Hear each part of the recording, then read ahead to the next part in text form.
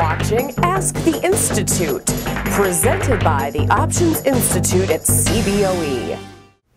Welcome to Ask the Institute, where we explore the topics that you want to know about. I'm Michelle Kaufman, Market Observer at the Options Institute, the Education Division of the Chicago Board Options Exchange. Today, I'm here with John Angelos, Director of Institutional Marketing. Welcome, John. If you can, I would like to talk to you more about this new credit derivative product that's been introduced called the Credit Event Binary Option. It's being marketed currently as the pure play on bankruptcy. If you can you tell the audience a little bit more about what a Credit Event Binary Option is, or what's better known around here as a CEBO? Absolutely. A Credit Event Binary Option is a cash-settled, European-style binary call option with a $1 strike. The best way to really look at this is to look at the name Credit Event Binary Option and break it into two components: credit event and binary option.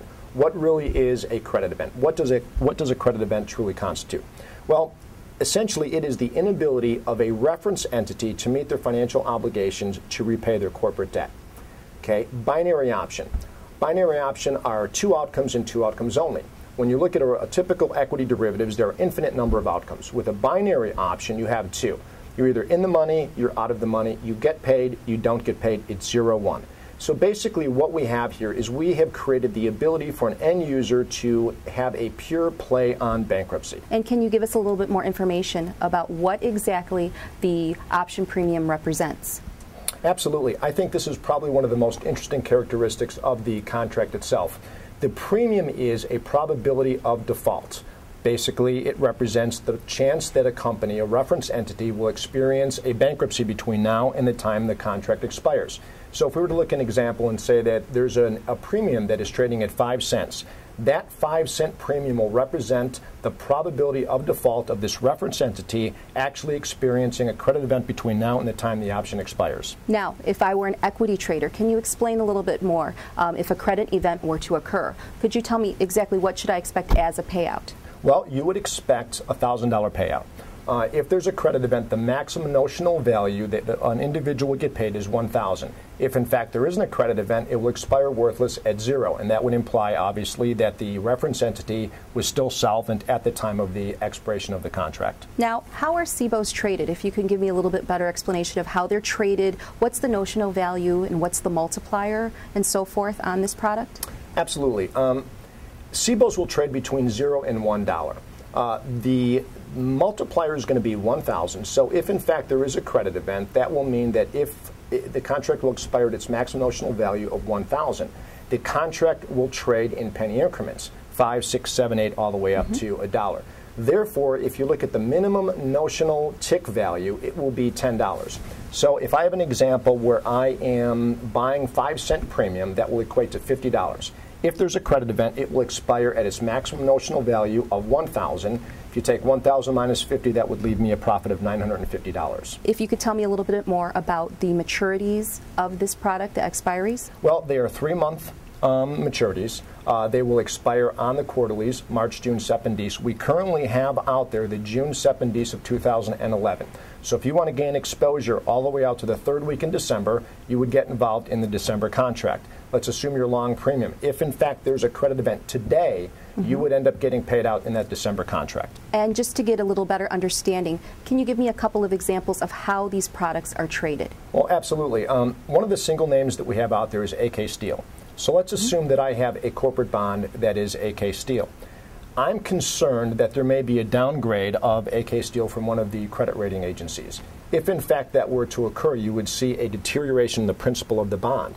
What I can do by getting involved in CEBO is to hedge against that adverse price deterioration. So if Moody's actually does come out, they downgrade the bond, you would see deterioration in the principal. The probability of default would therefore increase, and my premium would increase as well, likely to offset the deterioration in the premium. So this would operate as a hedging mechanism. Now, if you were to look at it from another side, let's assume that I've done my due diligence. I've looked at the rating agencies. I've looked at perhaps deep out of the money puts on AK Steel. I've looked at credit default swaps. After all of my analysis, and I make a determination that the probability of default in AK Steel is 5%, but then I look in the market itself, and the risk premium associated with that is 10%, I can now look at that and say, well, there's an opportunity there for me. What I can then do to take advantage of that is get short the position. I would sell the 10 cents. Theoretically, I can sell it all the way down to 5 cents because I think that that risk premium is overstated, and I can go short the option itself and take in that premium. So it provides, hedging mechanism and also a speculative type of trade. What I think is also very unique about this contract, if I have a bond itself and I'm long premium, what I'm essentially doing is I'm stripping away the corporate bond's credit exposure. If I don't have a bond and I sell premium, I'm now synthetically creating a bond in the sense that I am now taking on credit exposure. So the contract is very versatile. So I can essentially be involved in the corporate bond market without even having to have the underlying instrument. With this product, is there a new type of account or some credit derivatives account that we would need to set up as a trader to be able to trade this product in our account? That's a great question, and the simple answer is no. What the CBOE has done, it's really quite magnificent in the sense that we have opened up the credit space that has been primarily reserved to the most sophisticated and large institutional investors. In order to trade credit, you had to go to the over-the-counter space. What we have done is provided an opportunity for a customer to come to the CBOE with a securities account, have the capability of trading an option. It will trade just like an equity derivatives contract does on the CBOE. It will be transparent. It will be regulated by the SEC, and it will clear through the Options Clearing Corporation. So we have truly opened up the space to an average investor. Now, why would the CEBO think that the equity derivatives trader would want to trade credit derivatives? That's a very good question. I look at it in terms of correlation. We know that volatility is inversely correlated with the S&P 500. We also know that credit derivatives are also highly inversely correlated with equity.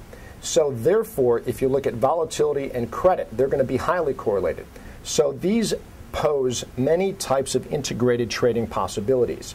I can use credits as not necessarily an alternative, but a way to accompany my tail risk, just as you would with volatility and hedging tail risk with equities. If you look at the capital structure between equities and credit, I can look at a deep out-of-the-money put in the equity tranche and see how credit is trading relative to that. So that can pose different types of relative trading opportunities, also arbitrage opportunities.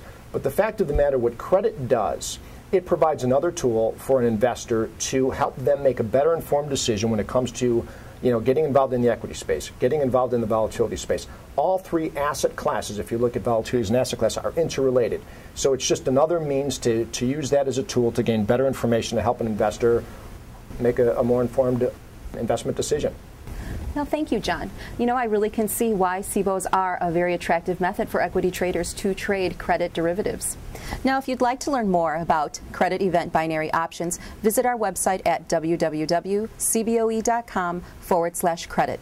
This is Michelle Kaufman, Market Observer at the Options Institute, and John Angelos, Director of Institutional Marketing, exploring the topics that you want to know about.